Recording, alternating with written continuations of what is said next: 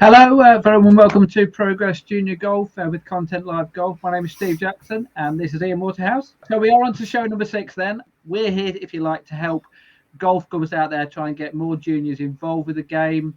You know, we need to delve a little bit deeper. We need to get some ideas of the people who have been there, done it, and are continuing to do it as well. So the England Golf Awards, the Participation and Development Coach of the Year nominee, Aaron Cox from Blackwell Grange. That's Aaron on the right, by the way, in case anybody's wondering. What do you think of those? Look at that. Most of the kids have all seen me in those kind of clothes because when I first started, I had some very loud outfits that I used to wear here at the golf club. So the kids know I'm pretty loud out there with that. So how have you gone about trying to promote the game and trying to get more juniors into your golf club? I really wanted to try and get engagement from the Darlington and direct area around Darlington. So I actually personally drove to all the 14, 15 schools that are in the Darlington area and dropped off a flyer, 1 class per week for 4 weeks, free golf. So it was then back to me to make them feel welcome, happy, excited, fun, parents engaged, parents being safe and feeling, oh, this is okay, this is a nice place, I feel all right here, there's not problems. And then it was up to me to make sure that I worked hard during those 4 weeks to keep and retain those kids. When I first joined Blackwell back in end of January 2019, there was 2 kids that were members and then 6 kids getting coached, so 8 kids. I wanted to get them learning about golf, get them into golf, to a sport that obviously I love. And I had a really good response from a good amount of primary schools directly straight away. That was on the Monday morning. By the time 12 midday came, I'd filled the class of 15 that I was hoping to fill. So that was filled in 3 hours. By the time the end of the day came, by 5 o'clock, I'd filled the second class. And then by the time Wednesday came, I'd filled the third class. So 45 kids had come in a matter of 3 days. And I was like, well, what's everyone been doing? Like, what's everyone missed? Out of those 45, I had 38 kids continue to pay. Parents started paying a monthly block. I don't know, were you surprised, shocked, angry, annoyed? The fact that it almost seems so easy. The fact that all of the above, really. Promoting junior golf and getting juniors playing golf is not always about how much is going to go into my back pocket. It's about giving them something that they can cherish, they can run with, they can get excited about. Once I got them here, it was then my job to go, right, okay, how do I retain them? How do I keep them interested? But then how do I convince mum and dad that I'm worth that money per month? I created a 7-level, but in that 7-level book was more about golf behavior, fitness, skills, skill sets, so competitions for them to do themselves. You have to do this over the holidays. You have to complete this, and this, these 3 tasks, and go away and do it. Come back, you've got to show mum and dad you've done it, and then what they tick it off. So you get the parents involved, and then they come back, they show me, I tick it off, get to the end of the first level, I give them a certificate and go, congratulations, you've finished level 1, here's your certificate, go on to level 2 now. Then all of a sudden your retention rate goes that way and not that way. The club gave me full access to the driving range. They've built, over the time I've been here, they've built a massive short game facility, their putting green. So they gave me that freedom to be able to do it. But then at the end of the day, Ian, I still had to do it. I went out and asked the club, I want this fairway. It was just a spare fairway between the 18th and the 10th, 270 yards long, about 40 yards wide. I said, it was just like a members practice little area. I said, look, I want this and they went, well, what do you want it for? I went, I want to build a 6-hole junior golf course. So I went out, we're out there with my white paint, and I, lasered 6 holes, green, circled them with white paint. I said to the greenkeepers, right, can you guys just start cutting it? And they started cutting it. And then I built a 8-round order of merit competitions tournament series. Blackwell Grange Golf Club, right now, we're a 750 member, kind of pretty private golf club. We do have green fee players, but we don't honestly have much time. So for me, I had to go outside the walls. I've created an avenue for 5, 6, 7, 8-year-old kids to play golf, learn golf, play competition golf, learn about handicaps, learn about scoring, pace of play, etiquette, and learn how to play golf in under stressful competitions, but then play golf in their own time, not worrying about dress code because it's their own little golf course. But so that's got a membership now on it. So they're an integral part of the golf club. Then once they move from the kids course and I go, right, you guys, let's graduate you, let's retire from the kids course and let's get you moving on to the main course. Then they move up to because they're already a member, they just move up to the next level of junior membership.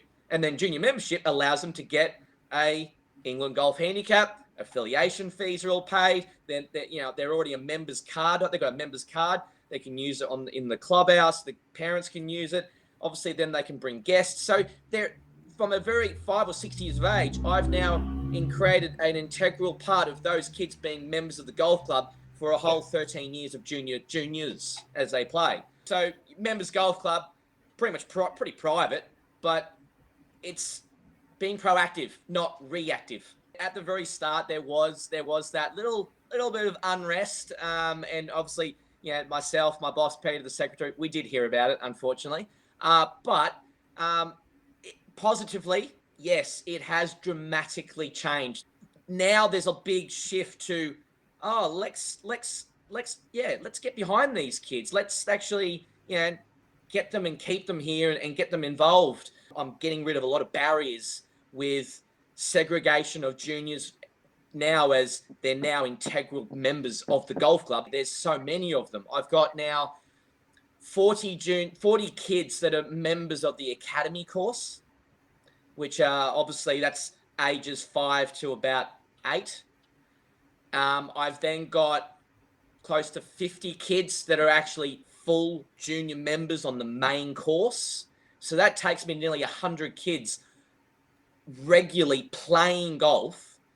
And then I have 90 kids per week in my 10 classes per week on the range, on the short game area, on the putting green. Having the kids course, I think that's probably been the biggest difference, is because I'm not getting the young kids on the golf course, on the main course, which is then worrying the members about speed of play, divots, pitch marks, bunkers not being raked.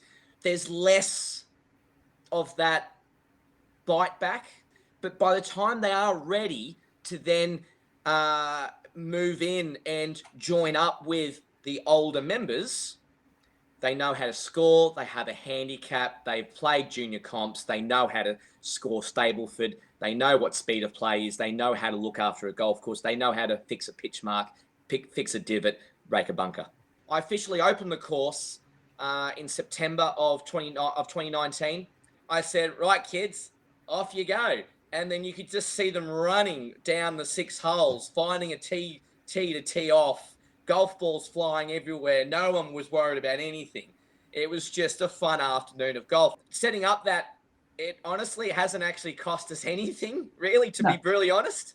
I mean, I've seen many times on Facebook over the last 3 years that something's come up about junior golf and is your golf club struggling with juniors?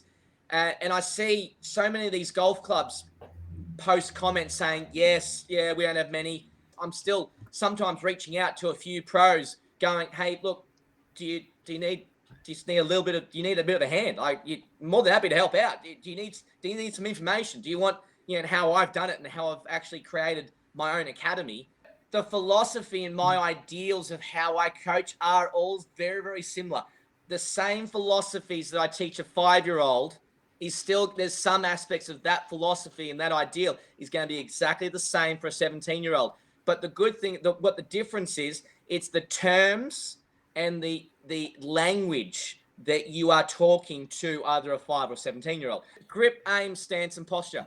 Yeah. Now, that basic language to a 5 or 6-year-old, they get it. They understand that stuff. That's easy, right? So, but then if I move to my 17-year-old and adults, those 4 fundamentals are still very relevant in a golf swing, whether you're 5 or you're 50.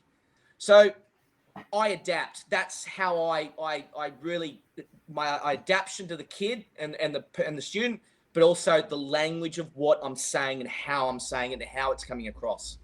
I reckon I have about 95% of parents actually there every class. So they see what I do, how I talk to the kids, yeah, and they love when I discipline them. They absolutely love it. Like the amount of times I've told off a kid and they just, sorry, Aaron, oh sorry, and then they do the right thing straight away, and the parents look at me going, how the hell did you do that? I really try and get them to tell me, talk to me about why they did that or why they didn't do that. That information then allows me to work out which path I'm going to then react to or how I'm going to react back. If they say, well, I don't need to do that stuff, then you go, right, let me tell you something, right? But if they say, oh, look, sorry, I didn't mean to, I just forgot. And you go, okay, right, well, right, in future, you have to make sure that you do take this into account. You have to think about this, Yes, it's a lot on your plate, but when you're here now, you have to be mindful of other people. The kids listen to every word. I have a lot of kids that just listen. They're just staring at you like they just locked eyes on you. But because I've got them into a process, they understand they have to go through 2 or 3 practice swings. They have to go through gasp. They have to go through the TTR, the triangle, the takeaway, and the rotation. They have to think about all those letters that I've now got into their heads. GASP, TTR. Like every week it's those same 7 letters every week, and get them repeating. I go, what does T mean? And they go, triangle. What's the other T mean? Oh, takeaway. That's it. Right. Well done. Awesome. Good. You've then got them into a process of, they understand that this is the process of A to B to C to D to E when they play golf. Percentage of kids that have members as parents, I would say would probably be a very low percentage now. A good chunk that would be kids that have parents, grandparents, aunties, uncles that have played golf. Oh, no background. So that's right. That's it. Yeah. No background. I'd probably say that's probably the biggest part, to be brutally honest. I've probably got now probably 10, 15, maybe 20 parents now on my books as a student. And that's why I think it's important to keep the parents involved, because now I've got parents that are playing golf. What are they going to want in when they start playing and they go, oh, I like this? What are they going to do? What are they going to want? They're going to come into the pro shop and go, can you get me a set of golf clubs? And that's where I think it's upsetting that you have many golf pros and golf clubs that are struggling with juniors. Every club has their presentation nights. So I know I went to the men's one. There was 54 members that went to this presentation night. I did a junior presentation night a matter of like 2 weeks after, end of November. I had 130 kids and parents in the clubhouse, a full buffet. They all paid £10 for parents and £5 for kids for entry. You talk about then secondary income. What do you think the bar took that night? Exactly. Now, I don't see that. The club sees that. So the club saw all the entry money. Then the club saw all the bar takings. For me, putting on a night to say well done to the juniors for playing a great season. If there are golf clubs watching this now, and what would be your advice then to if they're in the same situation, they're struggling with juniors and they go, what can we do about this? You've got to think long term. And as we all say, a lot of these kids aren't going to play golf forever. They're going to go away, go to school, go to college, meet boys, meet girls, and find alcohol when they're 18, potentially, start driving. But they're going to come back when they've got their own kids, and they're going to go, you know what? I'm going to go back, pick the golf clubs up, because, you know what? I'm still in the air. I'm going to go back to Blackwell. That's where I did my junior golf. So number one would be flyers, bang, schools. Go out and meet the schools. Don't just sit on the computer and hop on the phone. Get in their face. I just bombarded them. I just kept on going back and back and back. So seeing them in person can automatically see, hey, this guy, this person, this golf pro, woman or guy, they're excited about junior. Oh, well, yeah, okay, this sounds pretty cool. Like, it got me going now. I'm just working reception. Number two would be then get your golf club on board to get you help in the ways of having that email stream to the membership, because again, your membership is going to have direct access to what? Oh, family members, kids that have kids of their own, or, cousins. Oh, the cousins are only about 9 or 10. They might like this. They're in the area. So then that membership does the work for you. Check our golf club out. We've got this golf pro that's doing this great junior thing. Hey, it's free. 4 weeks free golf. Do you want to go try it? Number 3 is create a product that you believe in, but B, you can then sell. It's getting the product that people can take in and take it in for themselves. Get them excited about that product. So then they take it on for their own product. You created it, but they think it's their own. Then they start running with it. Then they go back to school. Oh, hey, Johnny, I'm doing this at that back. Then the kids are just doing this. Number 4, have fun. Just enjoy it. When you've got someone like yourself, is that the enthusiasm is infectious, and we as adults can follow you and go, we want to do what he wants to do, kind of thing. So it should be easy for kids, because kids love that. For me, the big word for me is pathway. Going back to when I built that kids course, I thought, you know what? I wonder if I could then play some tournaments on there. Now, all of a sudden, I'm now playing 8 tournament series. I've got a business that sponsors the academy course that gives me money per year for the kids, so I can then buy shirts, hats, jumpers, winter gear, beanies. He sponsors the Golf Sixers League the team that I put in. So he puts his logo all over their shirt.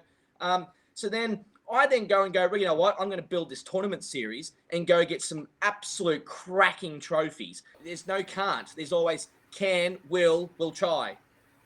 Like, you can't just stop. There's no brick wall in front of me. I don't let myself see a brick wall, because there's always possibilities.